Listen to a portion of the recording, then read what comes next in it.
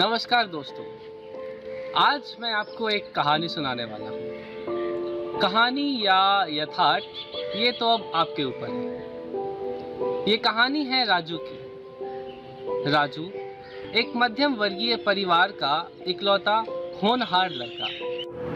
12वीं की परीक्षा में उत्तीर्ण होने के बाद राजू ने नौकरी की तलाश शुरू कर दी।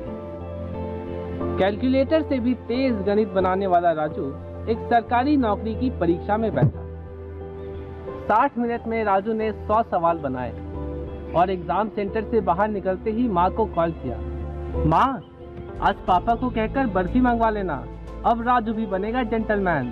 अब उस बर्फी का क्या हुआ ये तो हमें खबर नहीं। शायद उसे भी चींटियां ठीक उसी तरह खा गई जिस तरह हमारी सरकारी व्यवस्था को दीमक खा चुका है।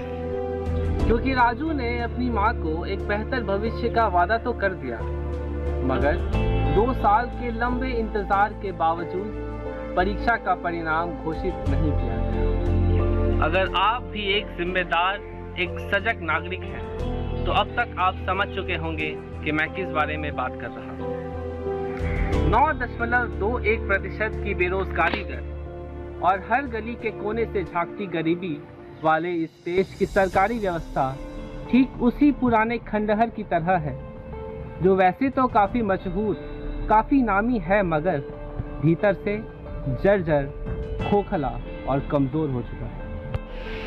चरमराती अर्थव्यवस्था और महामारी से खांसते इस देश के युवाओं की अपने भविष्य को लेकर चिंता तब और बढ़ जाती है जब सबसे ज़्यादा नौकरियां देने वाला सेक्टर यानी कि भारतीय रेल, इंडियन रेलवेज में आज के दिन भी ऐसी खामियां नजर आती हैं। दोस्तों, बात सिर्फ रेलवे तक की नहीं है। देश में सरकारी स्कूलों की क्या हालत है ये हम सभी जानते हैं। अगर बात करें झारखंड राज्य की, तो यहाँ इंजीनियरिंग या मेडिकल कॉलेजेस के नाम पर इक्का दुक्का कॉलेज या यूनिवर्सिटी मौजूद है। उनकी हालत भी खैर। झारखंड की एडमिनिस्ट्रेटिव सर्विसेज की परीक्षा यानी जेपीएससी हर साल कंडक्ट तक नहीं कराया जाता। इससे झारखंड के युवाओं को कितनी तकलीफ होती है आप समझ नहीं सकते। सवाल उठता है कि क्या इस सिस्टम के लिए सरकार को दोषी ठहराना सही है? विभागों में, कार्यालयों में गद्देदार कुर्सियां और एसी के नीचे बैठे अफसरों को दोषी ठहराना क्या सही है? क्योंकि ये अफसर, ये नेता, ये कार्यकारी, ये सब हम लोगों में से ही तो चुने गए ना दोस्तों। हर जगह हम जैसे और आप जैसे लोग ही तो बैठे हुए हैं। हमें समझना होगा कि हम इस सिस्टम के विक्टिम्स नहीं, हम इस सिस्टम के हिस्से हैं। We are not victims of the system, we are the system. Raju के जीवन के 2 साल तो बर्बाद हो गए दोस्तों, मगर हमें यह सुनिश्चित करना होगा कि ऐसे ही हजारों राजू जो हर गली में, हर नुक्कड़ में अपने भविष्य को अंधेरे में जाते देखते हुए तड़पते हैं, उनकी तादाद और ना बढ़े। क्योंकि वो राजू मैं हूँ, वो राजू आप हैं, राजू हम सब हैं।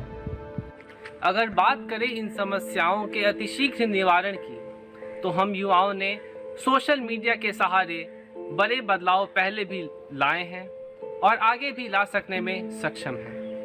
मेरी माने तो सरकार को एक ऐसा प्रावधान लाना चाहिए जिसके तहत ऐसे चयन प्रक्रियाओं को एक निश्चित समय काल के अंतर्गत ही पूरा करने की बाध्यता।